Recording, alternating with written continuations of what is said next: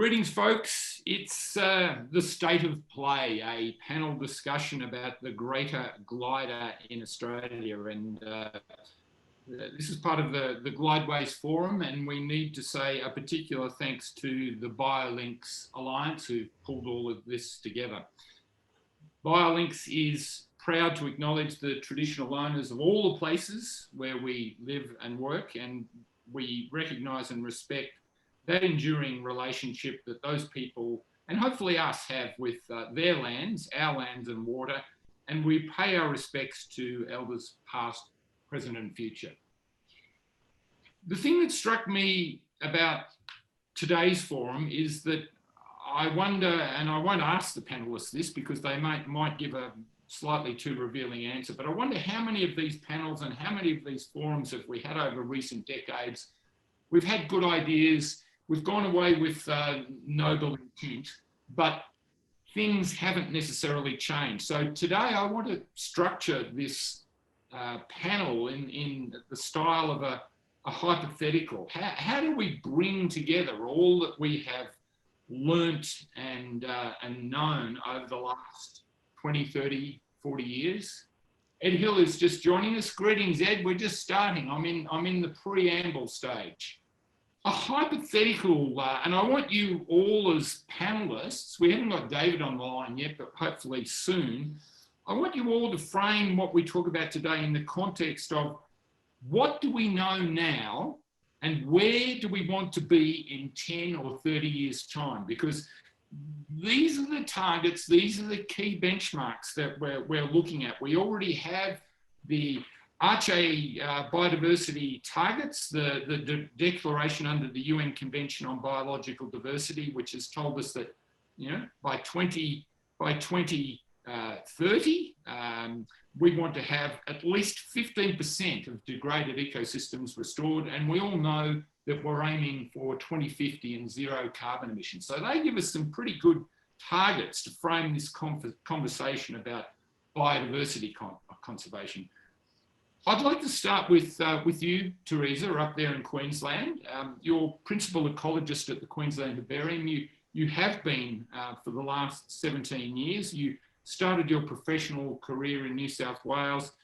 You've lived a life and had a remarkable career where you have learned a lot. I want to start with a personal reflection from you on what have you learned? What have you seen? With regard to greater gliders, so I was first introduced to greater gliders about 30 years ago, doing my honours in Armidale, and was, I don't know if any of you out there have been to Mount Duval in around Armidale, but it's on the top of Mount Duval, beautiful forest, beautiful eucalyptus, limonales forest, really tall, productive, and full of fluffy, really fluffy greater gliders. So that was a big eye-opener for me, and I decided that I wanted to keep working on gliders and gain a better understanding on their habitat requirements. And I was lucky enough to get a scholarship through the then Queensland Forest Service and moved to Brisbane, and which is where I am today on Turrbal and Yugara country. And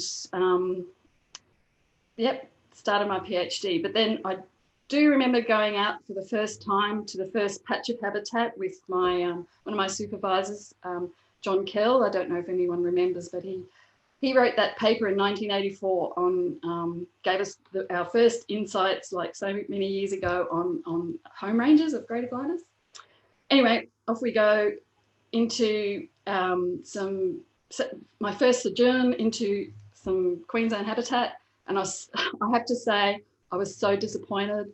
It was short, it was messy, it was mixed age. I just didn't have appreciation because I was coming from a southern perspective where the greater glider habitat was much taller, very productive.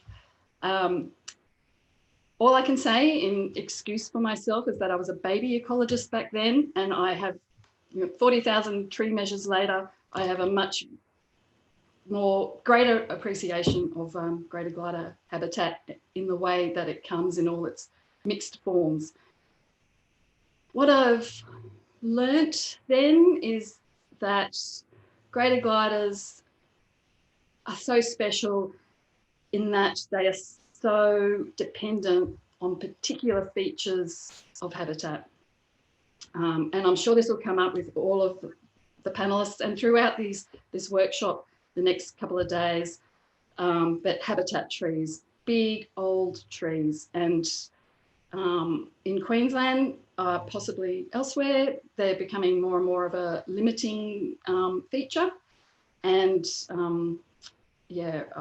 greater gliders are a real barometer of what is happening with greater habitat, at least in Queensland. Thank you, Teresa. Ed Hill, I'm going to come straight to you. Teresa's given us a leaping off point there for a conversation about what you've seen in both Tasmania and Victoria, a barometer. Do you like that about the greater glider, and what have you seen? What's that barometer been doing in your decade or more of campaigning there? Well, thanks, Gregg. Yeah, I've my experience with Greater Glider has been conducting, coordinating citizen science surveys, monitoring populations of Greater Gliders in the forests of East Gippsland, Far East Gippsland around the Eyre and Under Plateau, and the town of Goongerah. And a lot of the work that we've been doing, that I've been involved in with Goongerah Environment Centre, has focused on surveying and monitoring populations in areas that are threatened by logging. And we managed to achieve a number of conservation, or the implementation of a number of conservation measures that the Department of Environment are legally obligated to implement when certain densities of greater gliders are found in forests that are threatened by logging, by getting out there and finding greater gliders using standard survey techniques and reporting those results to the Environment Department. And these were sort of rules that the department was supposed to follow, that without the work of citizen scientists actually getting out there and finding these species, a lot of these rules were never being implemented. And after a few protection zones were put in through that work that we were doing, what we observed was the Department of Environment unfortunately would consistently favour the interests of the logging industry when it came to actually designing these zones or deciding whether or not to action protection zones that were required. And being out there in the forest and observing areas of high quality habitat with high densities of hollow-bearing trees that provide such great habitat, and then watching those areas getting logged, we would witness firsthand the complete destruction of these areas. And you'd return and there would be literally no greater gliders in an area where it would have taken very short amount of time to find a healthy population. Literally you would return post-logging and find none. So yeah, our experience has been one of watching this species decline. And we know that in the last 20 years in East Gippsland, based on data that the Department of Environment has, that they've declined by 50% in the last 20 years. And there's a number of factors. It's not just logging, but that's certainly been our experience, is observing the and speaking up about the impacts that logging is having on the species. Jenny, thank you, Ed. Jenny, I'd like to bring you in here. Jenny Nelson, Acting Head of the Wildlife Ecology Section at Arthur Rylah Institute. And I'm very mindful, Jenny, of the delicate dance that you have to do. You are the meat in the sandwich, but Ed has thrown out the challenge there. GECO and his group have obviously adopted the role of being the tough cop on the block that they don't see government doing. You're in an interesting situation, and I wonder if you could explain how the process works, because we need to understand this. You actually have a long personal history of research and advice associated with timber production forests and the impacts of harvesting. You provide the science advice. How does that process work? How do you go about it, and how do you provide that brief to government? Okay, so as a government scientist, we undertake work that hopefully informs policy. So we collect information on a range of different things in relation to hollow-dependent fauna in forests, ground-dwelling fauna, and then we feed that information into our head office, which is in Melbourne, DELP head office. And then they consider that information, and then it becomes policy. So you're right, it is a balancing act. So there's the science on one hand that says whatever we say, and then the policy members of DELP then turn that into policy. And yes, it often is a compromise between biodiversity and also other interests, because the state forests are multiple use forests.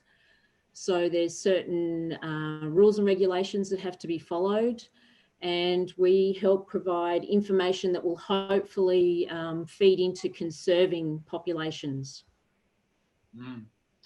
What's the trigger for your work? I mean, are you working under the Victorian Fauna and Fauna Guarantee Act? What is the legal basis for the advice that you have to provide? Well, the legal basis really for timber production is the Code of Forest Practice. So that's the rules and regulations that have to be followed. And there's also action statements for threatened species. So there's the Greater Glider Action Statement that's recently been released. But action statements don't actually have they don't have legal standing. So they're really an agreement. The actions in an action statement, particularly in forests, which are covered by a regional forest agreement, they're an agreement between Vic Forests and the department about measures that will be implemented depending on certain things. And for greater gliders, there's an action whereby if you detect more than five or more animals along a transect, then the timber harvesting method is a retention system rather than a clear fell. And that's different to East Gippsland, where Ed does a lot of his work, because in East Gippsland, it's enshrined in the code. And in the Code of Forest Practice, it's legally binding. And in the code, the rule is if there's 10 or more more than 10 greater gliders, then there's a special protection zone implemented. So it's different. And Vic Forests have also agreed that in East Gippsland, they'll implement the 5 or more animals per transect as well. So there's kind of 2 levels, I guess, that operate in East Gippsland, but only in East Gippsland. The rest of Victoria is just under the agreement, which is in the action statement. Ed, I'm going to come back for a short response to that one specifically. 10 greater gliders in a transect triggering a special protection zone. That sounds pretty good. Is it working? I would say it's not. I mean, unfortunately, that leads to quite a perverse situation where citizen scientists may observe 11 greater gliders in a kilometre, triggering the requirement for protection, and then a department verification survey may find 9 in 1 kilometre. It's still obviously a very significant area of habitat for greater glider, but because that verification survey just narrowly misses the threshold that would trigger protection, the area is consequently logged, and that area of significant habitat is lost.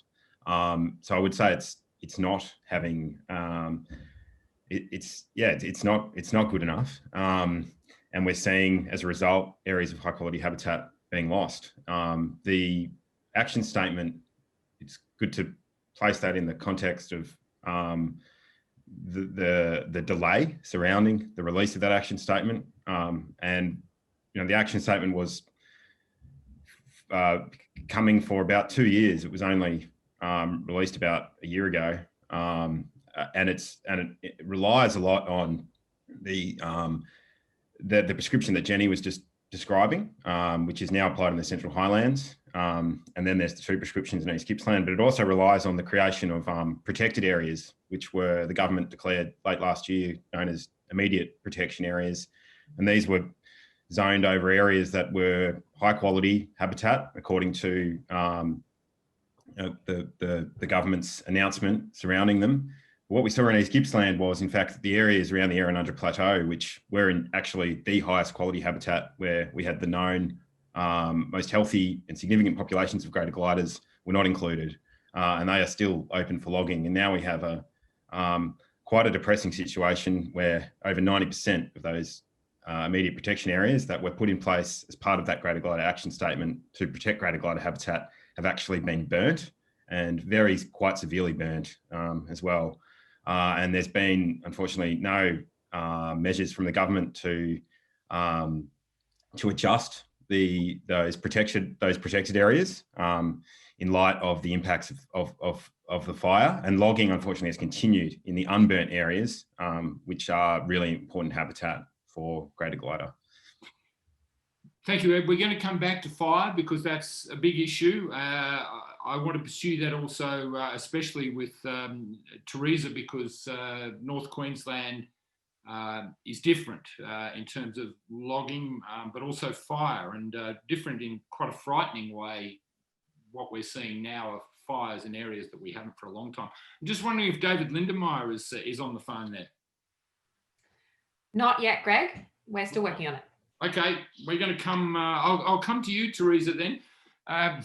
We had a meet and greet just amongst the panellists a week or so ago, and you told me that North Queensland was different. We've always known that, but what context were you talking about? Why is North Queensland different? What did you mean? So I was actually referring to all of Queensland. We know that. But let's just make a little note here, since we're talking about North Queensland, that in North Queensland, when I'm talking about North Queensland, that's up in the wet tropics area, Cairns area. This is where we run into taxonomy with the greater glider. There's a recognised subspecies that hangs out up in North Queensland, which is Pteroides volans minor. They look quite different, not as floofy, a bit smaller ears.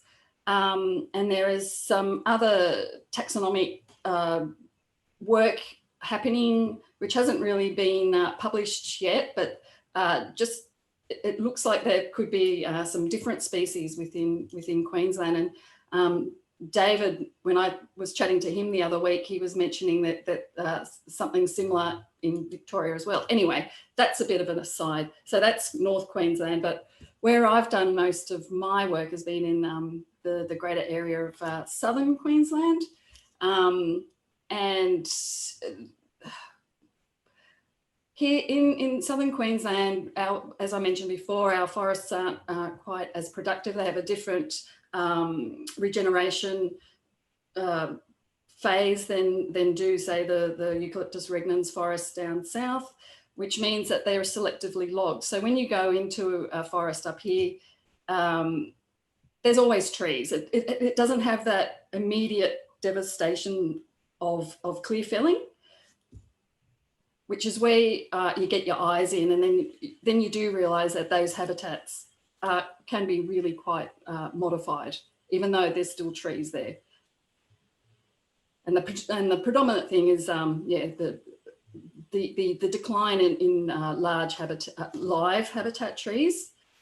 And we haven't done as much monitoring of greater gliders as you guys have down south in Victoria, which is where the flag started to rise for us about decline in greater gliders. So we're trying to get back out to revisit some sites, but we have to do that around all our other work. And so it's not a really dedicated program as yet, but we have found that in revisiting some of the sites that I measured, like 25 years ago, there has been a 25% decline in live habitat trees.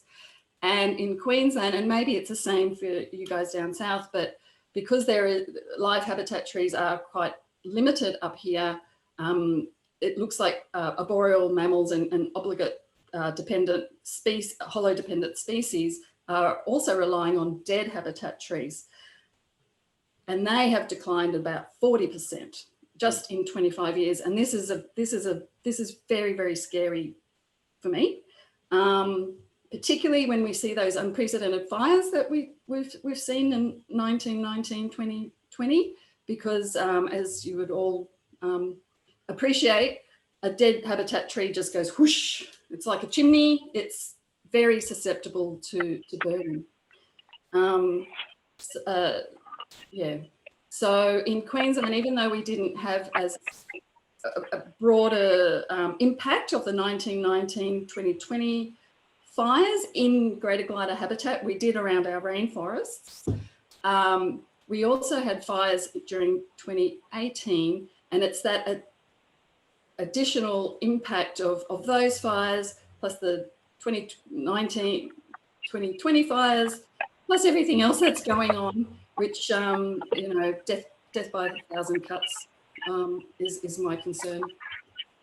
Thank you, Teresa. Jenny, I want to come to you on this fire issue because we know that mountain ash forests burn. Victoria, just by its very nature, has had regular fires, big fires over the last 150 years in European settlement. But how much is fire? How much are you having to think differently about fire now? How much is that going to change the advice that you have to give about logging and its impact on the greater glider?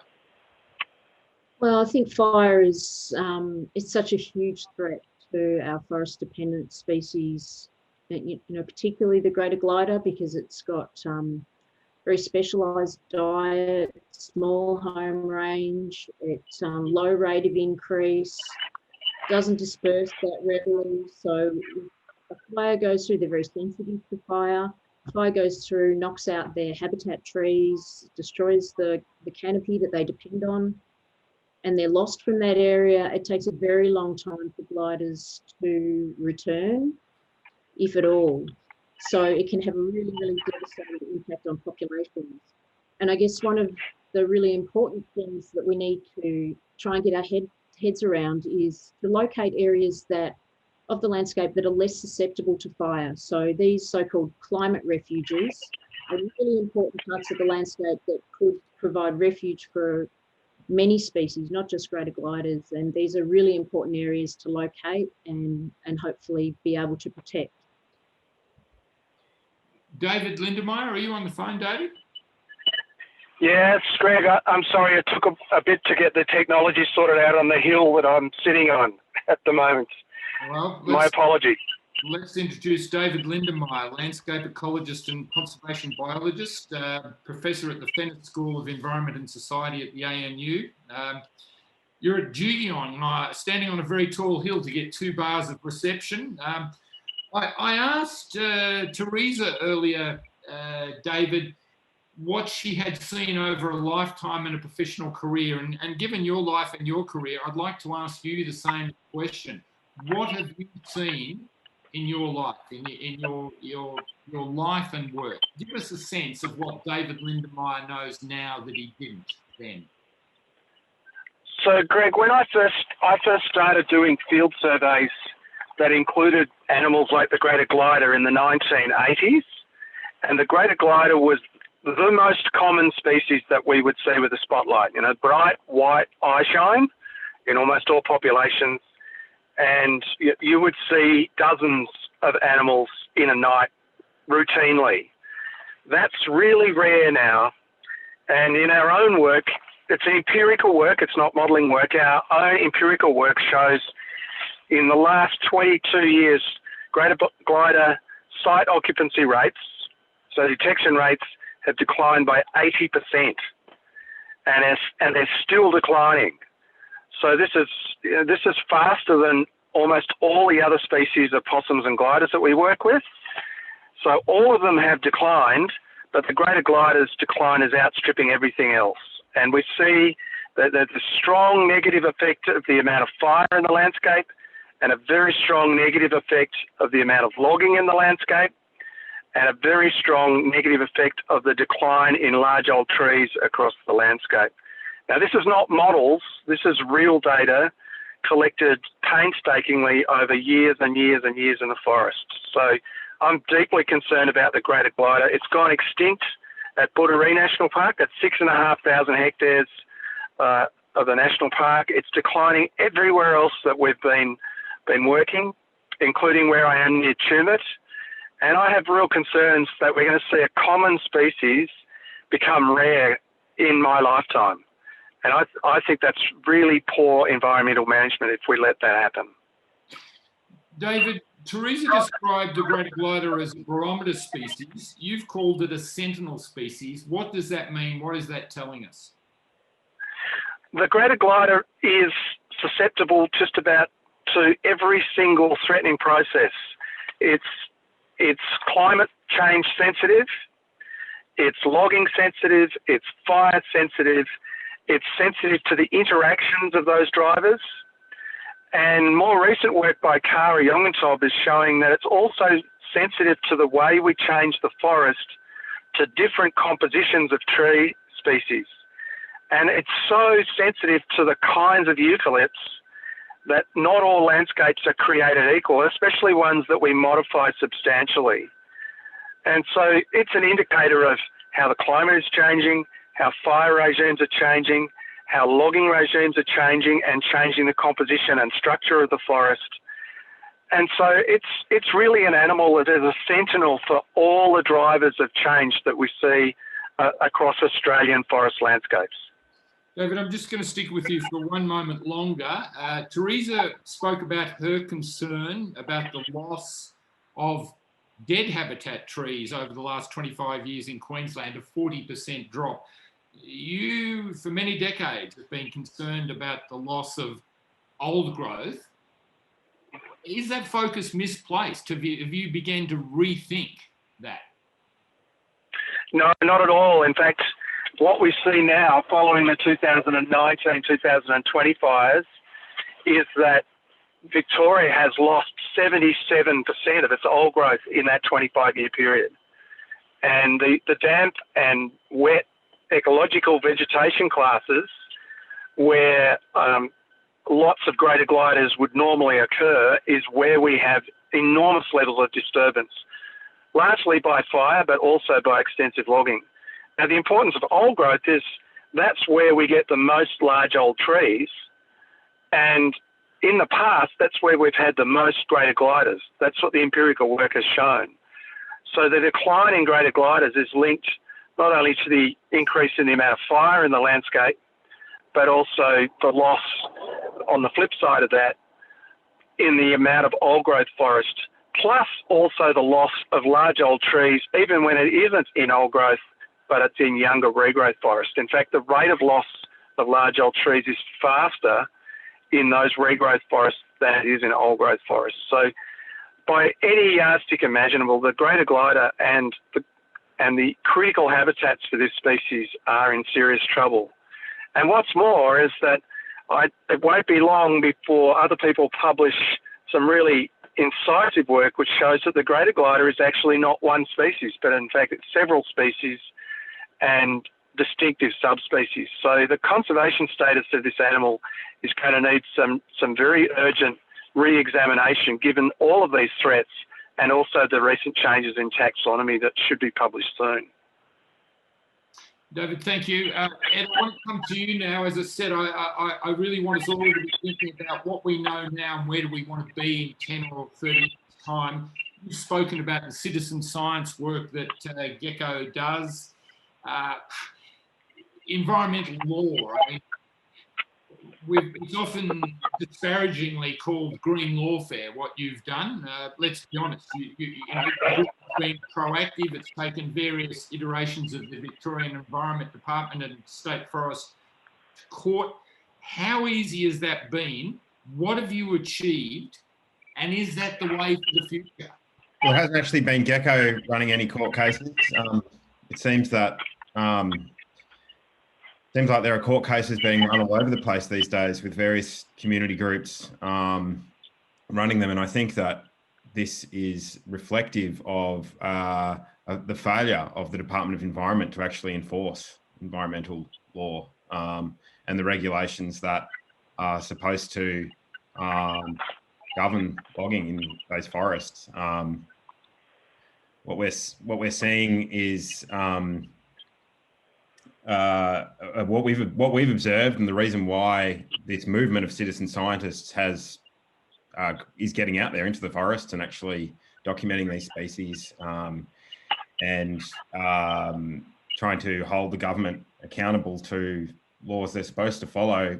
This is developed in the absence of appropriate regulation, and regulation that consistently favours the interests of the logging industry. And I think that's why so many community groups are now taking legal action. And we've seen in the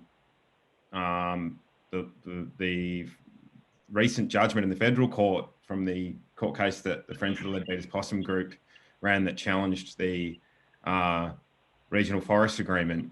And that was specifically around the implementation of the precautionary principle. And the strength of that judgment, I think, speaks for itself. The judge ruled in favour of Friends of Leadbeater's Possum on almost every single argument, and very much clearly showed that a precautionary approach isn't being taken when it comes to conservation of these species. And I think that's a direct result of this. It's a compromise, they say, but when you look at how things are run, really the interests of industry, unfortunately, always seem to trump the interests of conservation. And even when there are laws in place to protect those species, they're not being followed, and that's why the community is taking these actions. Thanks, Ed. Jenny, look, I don't want to put you on the spot. I know you're yourself concerned about that precautionary principle. I sense would be underpinning the advice that you provide, the science advice you provide to the departments, to government. But I want you to give me a sense. We now have Victoria has re-signed a 20-year regional forest agreement. This is in the context of the federal government determined to hand back responsibility for environmental regulation and biodiversity conservation to the state. I understand you can't talk about policy, but in a funny sort of way, is Victoria better set up to do that job than the Commonwealth clearly doesn't want to do now? Well, I guess the Commonwealth provided an oversight. So there was... Clearly failed. Sorry? Which has clearly failed. Sure, but I guess... or is failing. Fine. Without wanting to delve into the policy side of things, the Victorian government do have the Office of the Conservation Regulator now, and that was formed to help strengthen compliance, to try and address things that Ed's spoken about, where there was non-compliance, and it's been reported and there's been court cases. The government don't want that to happen, obviously. It's not good for anybody. So that was when the Office of the Conservation Regulator was formed fairly recently. And there's now a program called the Forest Protection Survey Program.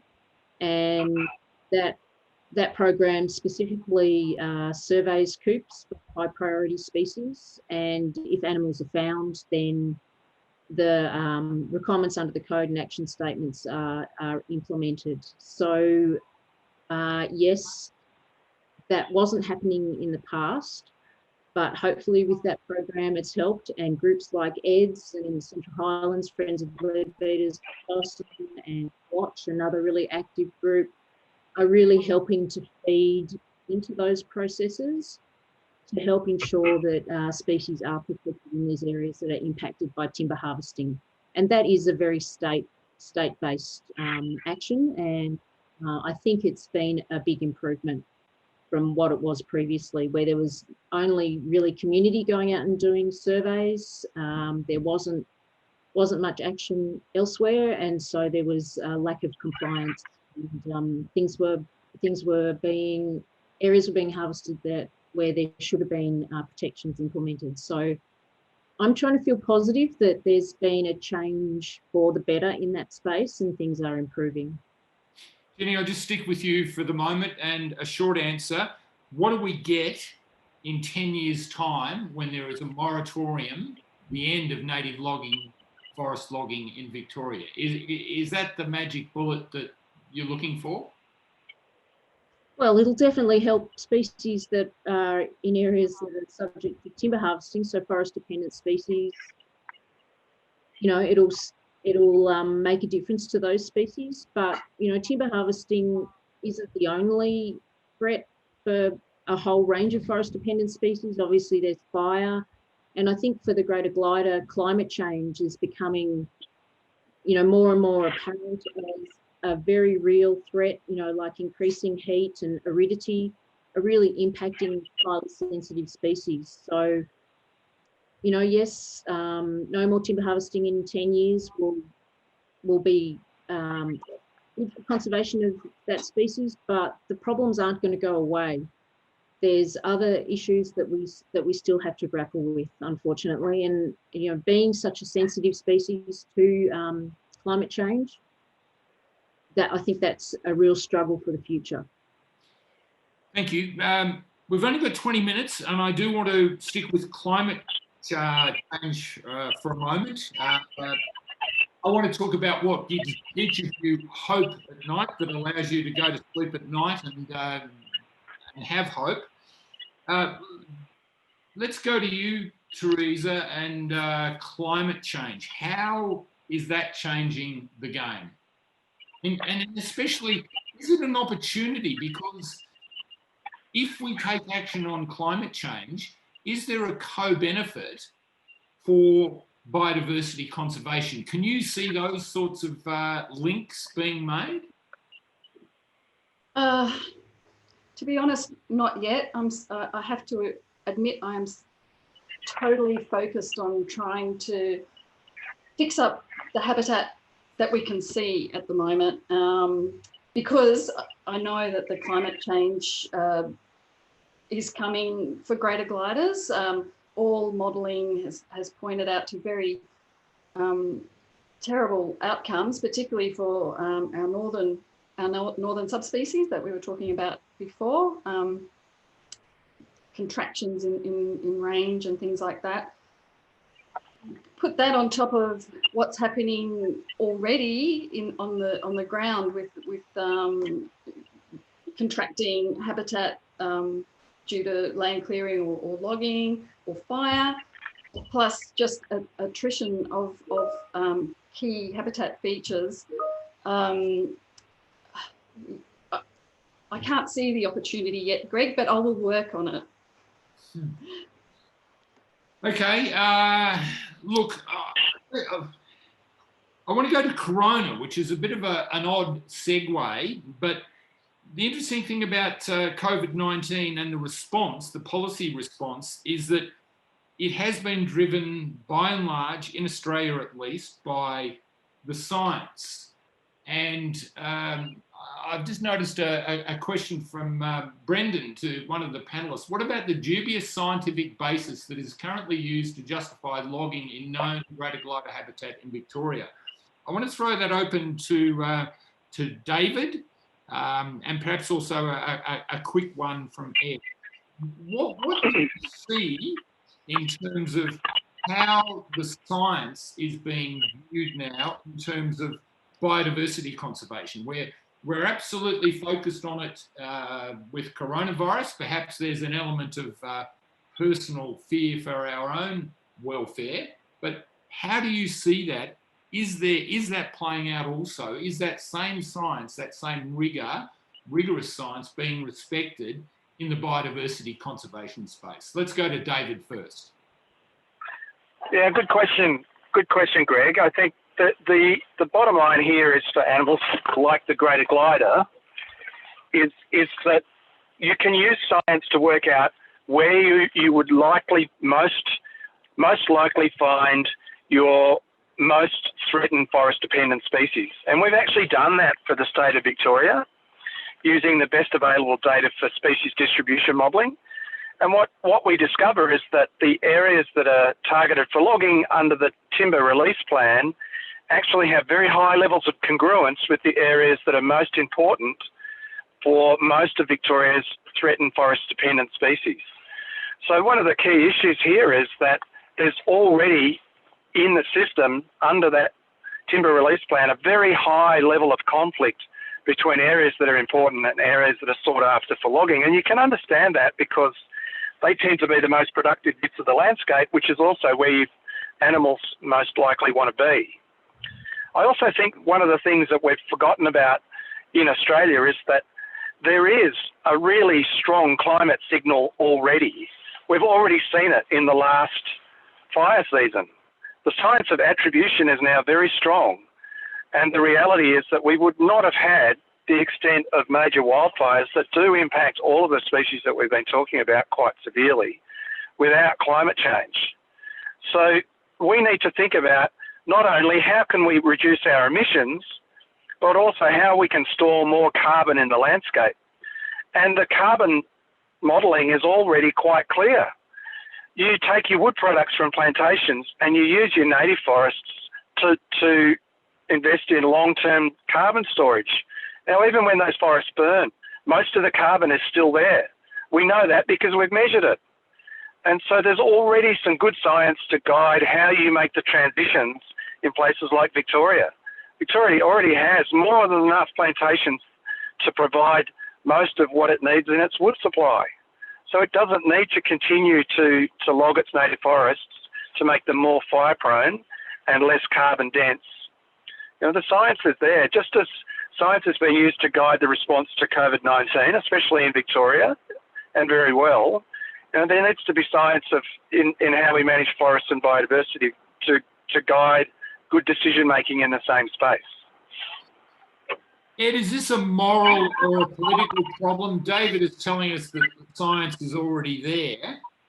What are you seeing? Is if we are going to have logging for the next 10 years at the Victorian native forests, and the science is telling us that is where we have an inordinate focus for our biodiversity conservation values, is this not a science problem? Is this a problem of politics, economics, and morality? I think it's entirely a political problem, and I keep coming back to it, but the politics is constantly compromising the science, and we see that reflected in the new action statement for Greater Glider. I think Brendan's question about the dubious scientific basis being used to justify logging perhaps was alluding to what's in the action statement, which is basically taken the results from one scientific paper which found that not every greater glider is, or that some greater gliders can persist if there's retention of certain basal areas of trees, and there's a retention-based system rather than a clear fell. And then they've taken one scientific paper that suits this argument that greater gliders and logging can coexist, and use that to inform the rules across the whole state and for the next 10 years of logging. Whereas all of the other science, particularly the science that David's team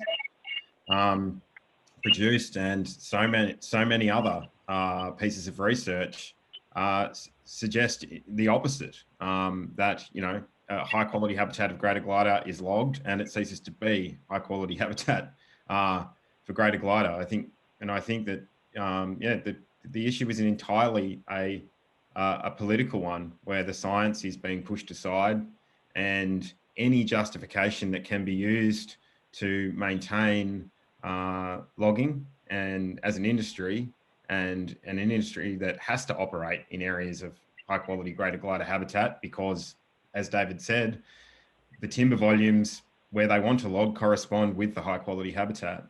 So yeah, it's a political problem, and unfortunately, not a lot has changed. And I fear that even with a policy to end native forest logging in 10 years, there's not going to be much left, particularly given the likelihood of fires like we saw last season. In 10 years' time, there may be very little greater glider habitat remaining, even with a transition.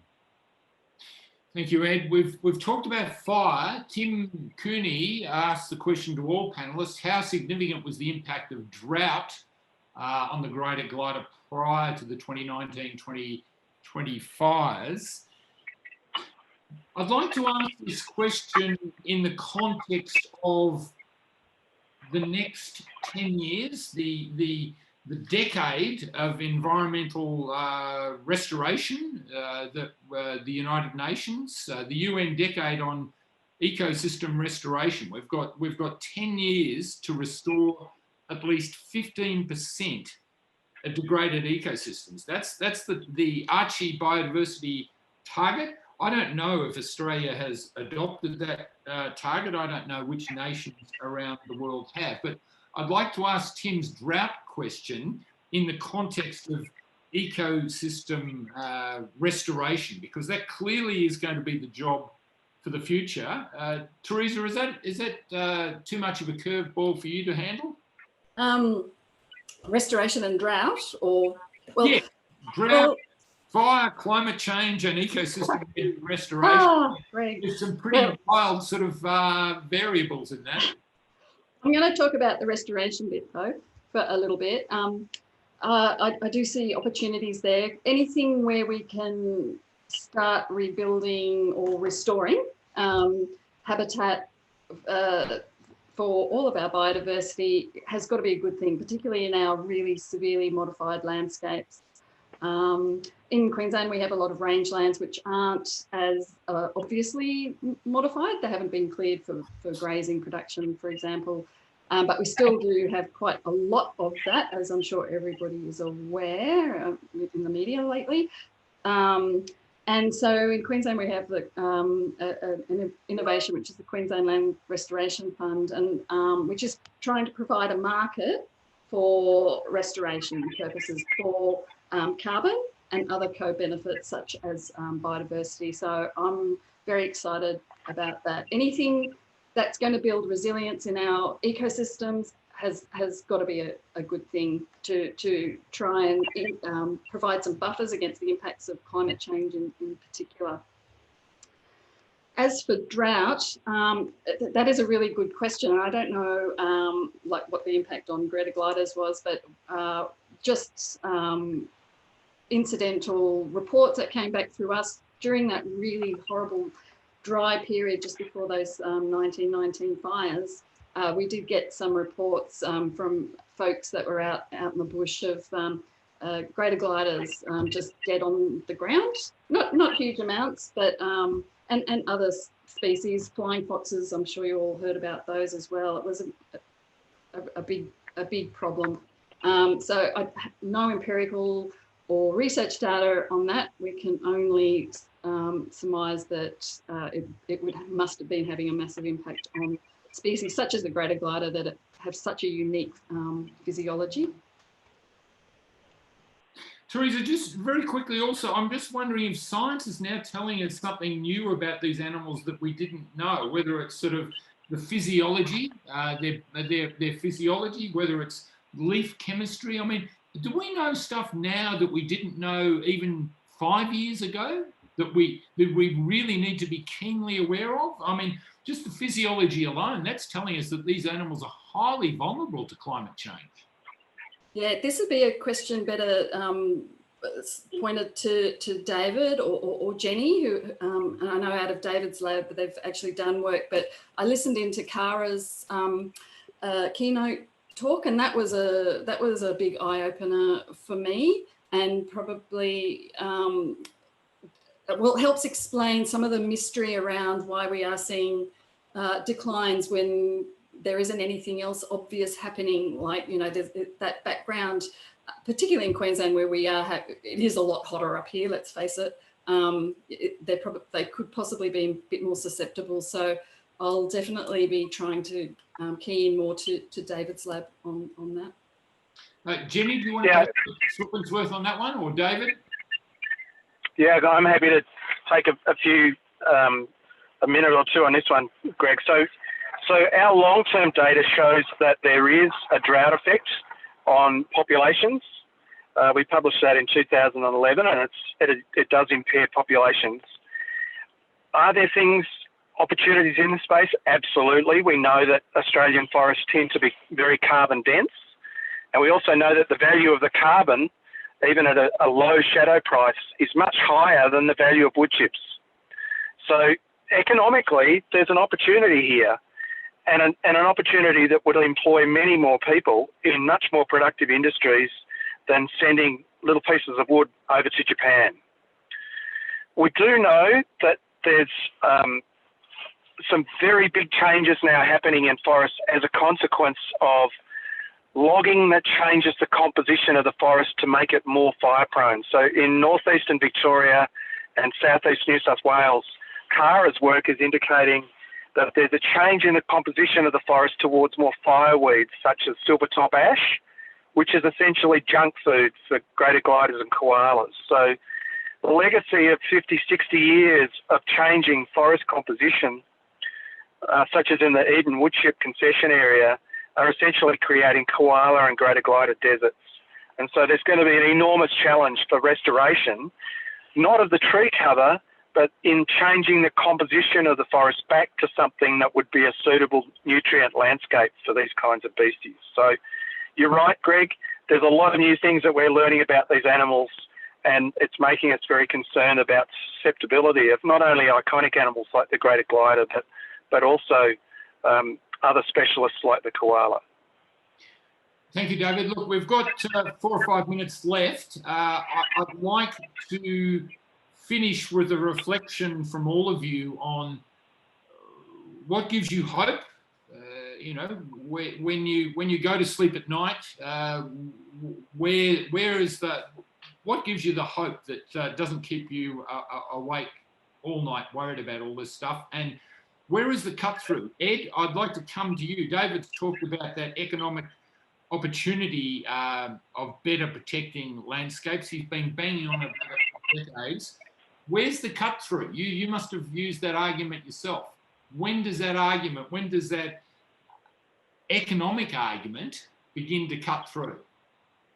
I think what gives me hope is the fact that despite the immense power that in my view, the logging industry wields over the government and the policy settings that we see driving the decline of the greater glider, despite all that, there is so many different community groups who are actually taking action and getting organised to protect the forest in their local areas, and they're not afraid to address those policy failures by taking legal action. And I think it's incredibly inspiring that we see all these community groups taking that action in the absence of the government taking action, and in the government's complete favoritism towards the industry and the policy settings that are being reflected in that. And that gives me hope. And I hope that I hope that that's just only going to grow and achieve more positive benefits for the species. And eventually, almost everything that we have protected, everything that is protected in national parks has been the result, or has been protected through community groups holding the government accountable to regulations that they're supposed to follow, has been a result of community groups getting out there and actually doing that work. So the more that those community groups keep pushing, and the more likely it is that come 2030, when apparently the logging industry is going to end, there might actually be some habitat that's left that these species can survive in. Thank you, Ed. Look, we've only got a minute or two. Jenny and Teresa, I want to come to you too. I want to ask you that hope question, Jenny, but I'm going to ask it in the context of a question that Nick Fox is asking to all panelists. The Office of Regulation, Conservation Regulation? Is that OCR? What's OCR, Jenny? Office of Conservation Regulator. Yeah, the Office of Conservation Regulation has not been regulating Vic forests anywhere near adequately. That is why Warburton Environment has been forced to take the path of litigation in the Supreme Court. Very similar to the story that Ed tells there in East Gippsland. What gives you hope? If you pointed to that office as an improvement in the situation, that we're beginning to take things more seriously, that things are better resourced. You're on the inside, you know a hell of a lot more than we do. How do you sleep at night? What gives you hope? I guess what gives me hope for the greater glider is that, like other panelists have spoken today, I've been working in the forest 30 years and I've seen the decline as well. Areas where they were once common, like David said, they're very rare, if they're at all. However, what gives me hope is that there are still some areas, like the Strathbogie Ranges, for example, other areas in northeast Victoria, like the Stanley Plateau and the Toombaloops, where there are still good populations of greater gliders. Also in the West Wombat State Forest, there's still good populations. I know they've declined terribly in East Victoria. The fires didn't help, of course. They had a devastating impact. There's still that area up around Bendock where there's good populations. So despite the Millennium Drought, there are areas where the animals are still hanging in good numbers. So that gives me hope that we'll be able to learn a lot about those areas. What is it about them that helps them persist, and then move towards finding more areas like that in the landscape and providing them protection. And luckily the Strathbogies is now protected in one of the immediate protection areas, so there's no more harvesting in that area. So hopefully we've learnt a lot, and with the work that's going on now, we're learning more and more and understanding what actually drives declines in these animals and how we can arrest them. Thanks, Jenny. Teresa, you mentioned earlier that you were so flat out trying to protect what we already have. You hadn't really had a chance to focus on future climate change. But again, you're on the inside. Like Jenny, you're on the inside. You've got, all the levers of government available to you. Are people listening to you? When you give advice, do you go home thinking, thank goodness someone's reading that and taking me seriously? I'm still a scientist, even though I'm in government, so you don't always get listened to.